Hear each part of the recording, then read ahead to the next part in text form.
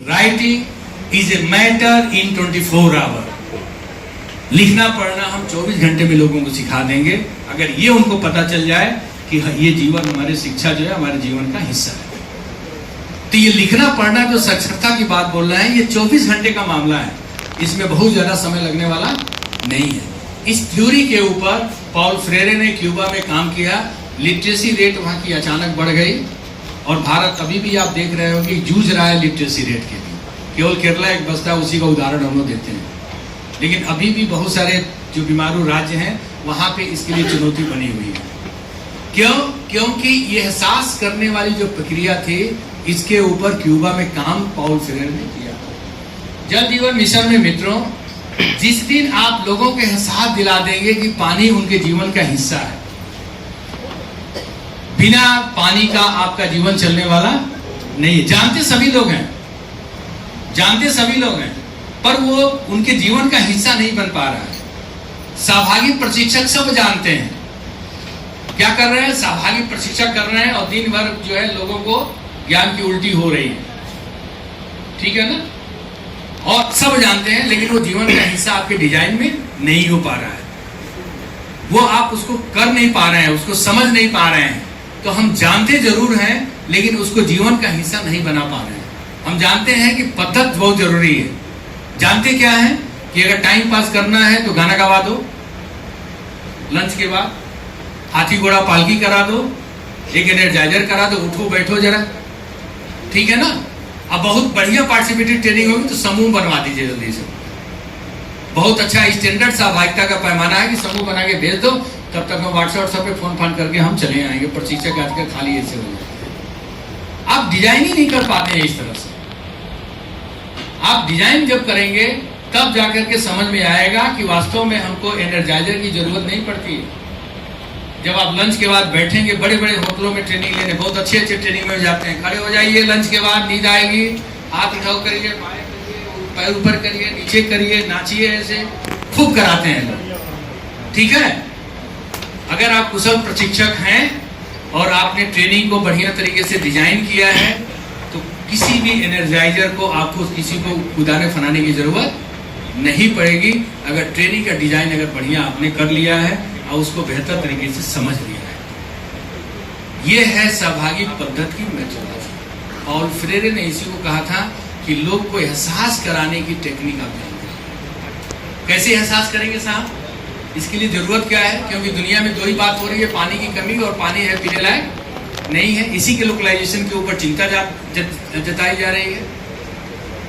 ये क्यों एहसास करेंगे? क्योंकि ऋग्वेद में यह कहा गया है कि जल आनंद का स्रोत है, ऊर्जा का भंडार है, कल्याणकारी है, पवित्र करने वाला है और माँ की तरह पोषक और जीवन दाता है। ऋग्वेद में यह कहा गया है।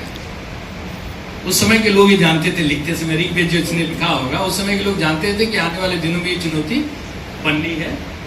इतना ही नहीं, जल देवता की मान्यता सनातन काल से ही रही है। हमारे समय सनातन काल से ही जल देवता के बारे में हम सोचते रहे हैं। जो पहले राजा महाराजा भूल भुलैया में बाउली देखे होंगे, रेन वाटर हार्वेस्टिंग का कितना अच्छा मॉडल था, पानी को इकट्ठा करना ताकि भूल भुलैया के आसपास पानी की कमी राजाओं को न होने पाए। अभी भी पानी उसमें जमा रहता है। अब हम वाटर टेबल देखेंगे तो बहुत नीचे नहीं जाएगा। तो ये हमारे राजा महाराजा सब अच्छी तरह से इस चीज को यादते थे, लेकिन हम लोग भौतिक वाली विलासता में ऐसे चले गए, इसको हम भूलते गए, समझते गए और इसको हम बेहतर तरीके से कर नहीं पाए। जल देवता की मान्यता इंद्रदेव से लेके बात करें, बिन मौसम बरसात जैसे हो रही है, तो ये मान्यता हमारे समाज में हमेशा रही है। एहसास कैसे करेंगे लोग? इसके ऊपर इस थ्योरी को समझने की जरूरत है। क्यों? क्योंकि जल देवता के ऊपर हम नहीं सोच पाते हैं और उससे जल की बर्बादी हम नहीं रोक पाए आज तक। वही गंगा जल लेकर के आएंगे, एक बूंद डालेंगे, आबे जमजम का पानी होगा तो एक गिलास में एक बूंद डालेंगे तो पेट दर्द ठीक हो जाएगा। एक ये मान्यता हमारी है कि एक बूंद डालेंगे गंगा का जल या आबे जमजम का पानी तो एक गिलास में एक बूंद काफी है, ज्यादा बचा के रखना, फिर किसी की तबीयत खराब होगी तो डाल दिया जाएगा, उसको पिला दिया जाएगा। ये मान्यता हमारे दिमाग में है, लेकिन जल को लेकर के अभी लोगों के बीच में मान्यता ये नहीं बन पाई है कि आखिर ये जो जल है वो गंगा जल ही है और कोई जल नहीं है। इंद्र भगवान वहां से भी वही निकाले थे जो आप लेकर के आ रहे हैं, जमजम से भी वही निकाले थे जो लेकर के आप आ रहे हैं, और ये जो पानी आज 1000 फुट से नीचे से पा रहे हैं या जो आपके गड्ढे में गिर रहा है वो भी वही पानी है। ये मान्यता को समझने की जरूरत है यहाँ पे। क्यों? क्योंकि जब देश में शक्ति की जरूरत पड़ती है, जब देश में शक्ति हमको चाहिए, जब हम कमजोर होने लगते हैं घर में, तो हम किसकी आराधना, किसकी पूजा करते हैं, किसका व्रत रखते हैं? दुर्गा माँ की। और आजकल हनुमान जी का लोग पुरुष वर्ग रखने लगा है बहुत ज्यादा। ठीक है ना? इतना ही नहीं, जब हमको पैसे की जरूरत पड़ती है तो हम किसकी, और इतना ही नहीं, जब हमको बच्चा पढ़ने जाता है तो कहाँ माथा टिकाते हैं? तो जिस तरह से ये 3 चीजें सर्वप्रिय हैं, वैसे ही जल देवता को भी हमको आगे लाने की जरूरत मान्यताओं में पड़ेगी। और लोगों को एहसास दिलाना पड़ेगा कि जैसे ये 3 चीजें महत्वपूर्ण है हमारे समाज के लिए, वैसे ही जल देवता भी हमारे लिए पूजनीय है। ये एक समाज में अवधारणा शुरू करनी पड़ेगी। और जब तक वो जल देवता को लोग इसको आत्मसात नहीं करेंगे, इसके जीवन का हिस्सा नहीं बनाएंगे, आप खाली समझाते रह जाइए कि हम 1 बाल्टी पानी से नहाते हैं, दुनिया बदलने वाली आपको देख के नहीं है। बात समझ आ रही है ना? खाली कहते रहिए कि हम पानी उतना ही लेते हैं जितना आपको पीना होता है। अमूमन नेचर में पानी आदमी उतना ही लेता है जितना पीता है। इससे केवल कहने से दुनिया नहीं बदलने वाली। जब तक लोग इसको अपने दिल से, अपने व्यवहारिक जीवन का हिस्सा नहीं बनाएंगे, तब तक काम नहीं चलेगा।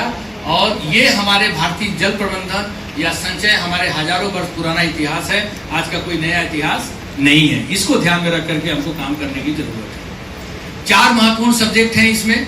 पहला सब्जेक्ट है पीने योग्य, दूसरा है पर्याप्त, तीसरा है विश्वसनीय और चौथा है निष्पक्ष।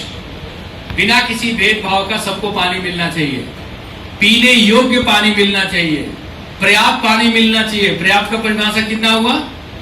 55 लीटर। और विश्वसनीय यानी वो पानी जो है वो आपका पीने लायक है कि नहीं है, उसमें फेथ है कि लोगों का नहीं है। क्योंकि जिस दिन ये हैंडओवर होगा पानी समिति को, पानी समिति को और पूरे गांव को हैंडओवर, तो कागज नहीं हो सकता है ना, कोई कागजी कार्रवाई करना है, क्योंकि गांव के लोगों से ही निकला हुआ पानी समिति है। अगर आप बढ़िया से पानी समिति को गठन करेंगे तो वो किसने नॉमिनेट करके भेजा है? वो जो वार्ड के लोग हैं। बात समझ आ रही है ना? इसको समझिए। अब वो नॉमिनेट करने के बाद उसमें जुड़ नहीं पाएंगे, इसकी थ्योरी अलग है, क्यों नहीं जुड़ पाते हैं, लेकिन अल्टीमेटली कहीं ना कहीं उन्हीं का वो प्रतिनिधित्व कर रहे हैं, वो उन्हीं को कहीं ना कहीं डेलीगेट कर रहे हैं वो चीजों को। और वो अलग बात है कि वो जो भागीदारी है, पूर्व अनुभव ये कहता है कि साहब हम मीटिंग में जाते हैं तो आज तक हुआ नहीं, तो अब हो जाएगा क्या? ये फिर जिस दिन बीडब्ल्यूएससी को ये हैंडओवर होगा पूरा डॉक्यूमेंट, लोग कहते हैं ग्राम सभा को हैंडओवर होने चाहिए। अरे भाई, क्लॉज में जब लिखा हुआ है कि चुना हुआ प्रतिनिधि, ग्राम सभा का जो चुना हुआ प्रतिनिधि होगा वो बीडब्ल्यूएससी होगा, वो पंचायत होगा, तो वो लोगों को रिप्रेजेंट कर रहा है। वो अब गैप उनके बीच में, लोगों के बीच में कहां बन गया, उस गैप को आपको समझने की जरूरत है कि वो क्यों नहीं आना चाहता है बैठक में। इस गैप को जिस दिन आप समझ लेंगे, उस दिन आपका बहुत काम बेहतर तरीके से आपका हो जाएगा। उस गैप को समझ के हमको काम करने की जरूरत है कि वो कहां पे लिमिटेशंस हैं, जिसकी वजह से वो एक जो चुना हुआ प्रतिनिधि है लोगों के लिए फिर क्यों बदल जाता है। राजा नहीं फकीर है और पता नहीं क्या क्या बोलते रहते हैं। एक बार हमारे अपने प्रकाश सिंह चुनाव लड़ रहे थे, बेचारे मर गए, तो हम लोग कहे क्या नाम है कि इनके पास पैसे क्या कमी है, नैनीताल में तो पूरा महकमा जमाए हुए हैं ये, और जब आए तो पता चला कि वही काम कर रहे जो स्वामीनाथ मौर्य कर रहे थे। बात समझ में आ रही है ना? तो जब तक पद में नहीं है तब तक लोग इस तरह से करते हैं। धीरे धीरे उस बदलाव को आपको समझने की जरूरत है कि बीडब्ल्यूएससी कैसे स्ट्रेंथनिंग हमारी होगी, क्योंकि वो लोगों का ही प्रतिनिधित्व कर रहा है। अगर बढ़िया तरीके से आपने बनाया है, मैं उनकी बात नहीं कर रहा हूं जो प्रधान जी के यहाँ गए और 15 को नाम लिख करके लेके चले आए कि पानी समिति में 50% महिलाएं होंगी, 25%